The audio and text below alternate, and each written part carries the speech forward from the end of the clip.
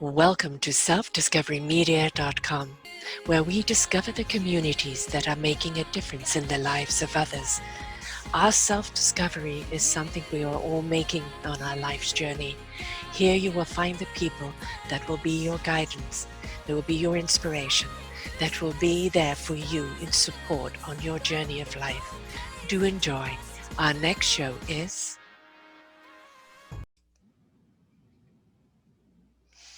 Good morning, good afternoon, and good evening, everybody. Welcome back to another edition of Sarah's View of Life, right here on selfdiscoverymedia.com. I'm your host, Sarah Troy. What would you do if you weren't afraid? Every single one of us has faced fear somewhere along the line. Is it physical? Is it emotional? Is it spiritual? Is it just fear for fear's sake? Fear because it's been passed on. Fear because it's all around us. We've all faced it. But that's the key, isn't it? Facing it, looking at it in the eye, asking it to define itself, to justify itself, asking it, are you really meant to be here? Are you really serving me? Are you helping me propel forward? That's the question we need to ask fear, because fear is fantastic. And don't cross the street in front of traffic. Don't walk too edge to the cliff in case you fall off. Don't pick a fight with someone with a machete. There's always that logical fear, rational fear that you can justify because it makes sense. But it's the fear that doesn't make sense. I talk a great deal about this book, Who Moved My Cheese by Spencer Johnson, MD. And the reason I talk about it, because I'm a personality coach, the True Colors, and it really does indicate those 4 key personalities. The thing is, there's 2 men and 2 mice living around abundance of cheese. Sniffy and Scurry, the mice, hem and ha, the men. One day the cheese is gone, and it's the reaction to that cheese being gone. Sniffy and Scurry, well, they got to go out and go and sniff around and scurry around for more cheese. Hem and ha, well, hem is like, give me back my cheese. Who do I have to sue? Who do I have to kill? I'm not going to move until you give me back my cheese. And ha goes, well, I really don't know what to do, but my stomach is hungry and I can't stay here or I'll starve. I guess I'm going to follow Sniffy and Scurry's example. Well, I was that ha for a while. I was that person that was unsure of what I should do. I knew I needed to get out there, but I didn't know how. I knew I had to face that fear, the unknown. And yes, I had to wait for that right timing, because for me, it was always about the duty. But it was also about not knowing where to go. And I think very often that's what fear is about, isn't it? We don't understand the situation. We don't know what to do about it. We don't know where to go. And it's something that can get in our way. But if we could break fear down and go, okay, I'm afraid of the unknown. Let's change the wording and go, I'm wondrous of what else is out there. If like, I'm afraid of what's around the corner instead of, I'm cautiously optimistic that there's something great behind that corner. If we look at, I don't know what's ahead of me, it could be bad, instead of, with the right wisdom in my perception, I am going to walk forward and face what's in front of me in optimism and also in positive caution. In other words, you're going to let your senses speak to you as to something is right or wrong for you. But we have to be explorers. We have to be willing to move forward. We know that stagnation does nothing for us. We ferment, we become toxic, and that fear takes even more control over us. So ask yourself, what are you afraid of? Some people are afraid of success. They're afraid of the world kind of looking at them, putting them up on a pedestal, and they're afraid they're going to fall, or people are going to truly see them for who they are, for their vulnerable selves. I was one of those for a while. What if I really do relate to people and I can't live up to that expectation? The one thing I've learned for a very long, hard journey is just be you, but be willing to always be a more improved you. And I'm not going to say better you, because that insinuates that there's something bad about you. But we've always got growth inside of us. And today I've achieved this. Tomorrow I'm open to achieving even more. And if tomorrow I only achieve the same, That's okay. Even if I go back a couple of steps, it's okay. As long as I'm still willing to walk forward in that willing to achieve more. When I say more, I'm not talking monetary gain. I'm talking about that wonderful divine wisdom, the learning about life, learning how we could support one another, learning how we could be of service to one another. We're all here for a particular reason. We're all here to be in service of one another. We're all here guided by that divine energy. Gus, God, universe, support, source, energy, whatever you wish to call it. There is a force out there, and may the force be with you. The force out there is comes through you. It gives you that vision, that clarity, and that the heart resonates with. It lifts your spirit into action, and your mind will know what it needs to know when it needs to know it. That's clarity. That's understanding. That's being able to take that leap without having to know all the dots and trusting that it will be revealed and you'll know what to do when the time is right. That's what it's about. So, can we look at fear? Okay, all right, fear. You've tapped me on the shoulder. Let's have a conversation. Why are you here? Why are you really here? Now, is it asking me to be cautious or not rush forward into something? Okay, I'll listen. Are you telling me, no, no, no, don't take that risk. You don't know what's around the corner. It could be something bad. Because if that's the case, I'm sorry, I'm not listening. I will let my senses, my beautiful senses, tune in to indicate and know if there is something bad or good ahead of me. If it is bad for me, my senses will say, don't go down that road. And you know what? You don't argue with your senses. Justify, give me clarity. There's no, if your senses say, don't turn left, go right, just listen. That's your core speaking to you. Just listen. It will be revealed. There are many things that I have been afraid of in life. And one of them was just simply being me. I was scared to be me. I always felt that I failed people. And the reason I failed people because they expected me to be something else. When we put expectations upon each other to be something we're not, we're going to let everyone down, including ourselves. When we step into our own beautiful presence, our own divine gift, and do the best we can with that, honestly, organically, truthfully, if we step forth in that light, our light will shine bright for those who need to see it. I don't like the word comparison. Comparison means that I have to compare myself with someone else. Does that mean I have to be better than them?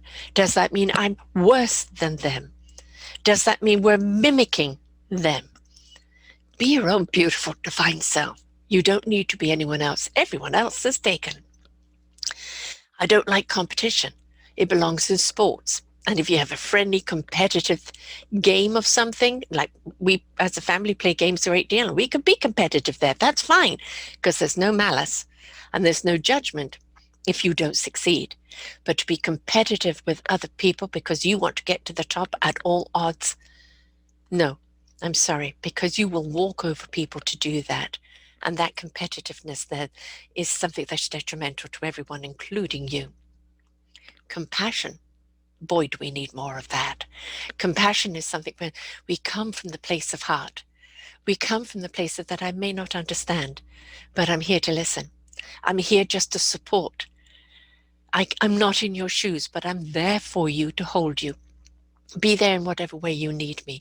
That is compassion, empathy, understanding. We don't need to know it all to understand. We just need to be there for one another, right? Kindness. Oh my God. You can't be kind to other people if you're being unkind to yourself. Start with you. Be kind to yourself. Stop beating yourself up. Stop living those false expectations. Start looking at yourself for the beautiful instrument that you are. Be kind to you, and that kindness will rub off on others. And remember, being kind is simply a beautiful respect of saying hello to the cashier, how's your day? Patting a dog that's walking by, helping somebody across the street, picking some groceries up for people that you know that are housebound. There's many, many, many, many ways that we could show our kindness. And we don't do it for glory. We don't do it for thanks. We do it because we can. I was asked the other day, I can't remember the exact question, but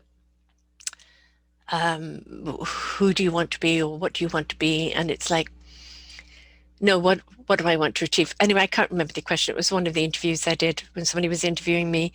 And the answer was something like as, I do it because I can.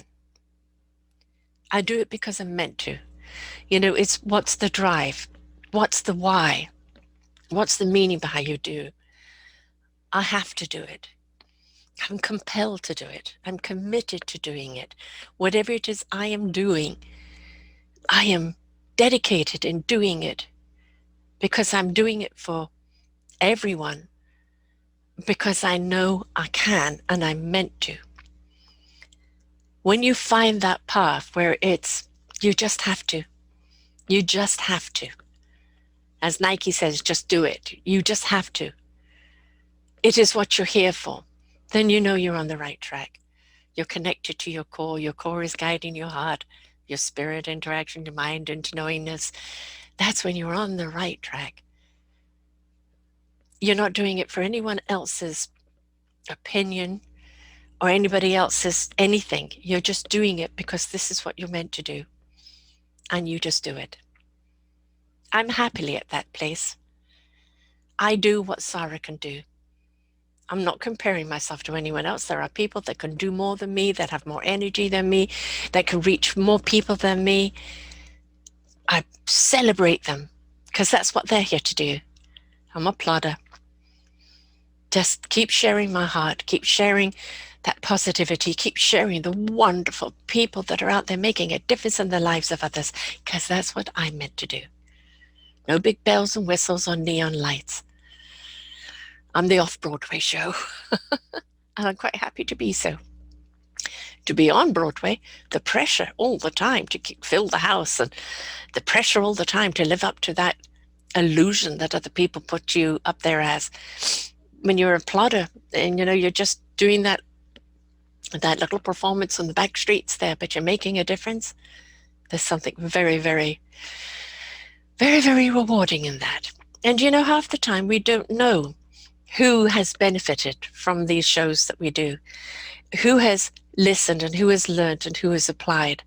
And then every now and again, you get some feedback, and it's really wonderful.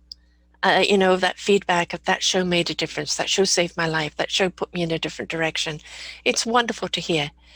But if you go and do anything looking for the praise or the applause, you're doing it for the wrong reason. I just simply want to get the wisdom out there.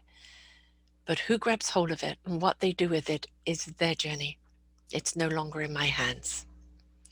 So ask yourself, what are you afraid of? Is it stopping you from being you? Are you making excuses with fear? Is fear something you're hiding behind? Are you letting fear control you? Or are you willing to look at fear and go, look, unless you're serving a purpose of telling me there is a mugger around the corner or a big truck coming as I'm crossing the road, a grizzly bear in my backyard, unless you are telling me that that is something to be afraid of, then get out of my way. All right? Along a hard journey, I had to learn the hard way. And I'm hoping with the shows that we do that we're helping you just fall in the potholes and not the Grand Canyon. I don't want you to have to go on the same struggles and journeys that I did. That doesn't mean you won't have struggles and you're not on a journey. Just why does it have to be so hard for you when there is so much knowledge and wisdom right there at the fingertips, ready to be shared with you, for you to apply to make your life's journey so much more meaningful and so much easier? So, have a good look at fear in the eyes. Ask it to justify itself. And if it can't, then that's time to say, all right, fear, move over. Courage has stepped in. Strength has stepped in. Abilities have stepped in. Wonderment has stepped in. Exploration has stepped in. The sense of adventure and discovery has stepped in. Yes, fear, you may travel with us. The cautionary fear to protect us, but don't get us in the way of our life's journey. So that's this week's topic, facing fear. We've all got to do it, otherwise we can't move on. Don't make fear your enemy, but don't make it your friend. It's a colleague traveling with you that's the caution. But the moment you become friends with it, it will take over. So put it where it belongs. Let courage step up, because I can promise you, we are so much more courageous, and we have so many more abilities and so many more skills and understanding and wisdom than we give ourselves credit for. When you're willing to take that journey and that discovery, you will realize how utterly awesome you really are. So until next time, folks, this is Sarah Troy from selfdiscoverymedia.com. I wish you a wonderful week. See you next week. Bye for now. We hope that you enjoyed the show. You will hear many shows here on selfdiscoverymedia.com. We have new shows for you out every week. Just find them on our podcast or What's New. If you feel that you have something to share that makes a difference in the lives of others, or you too feel that you could be a host, please contact me at info@selfdiscoverymedia.com, and we will be glad to speak with you. Have a wonderful day.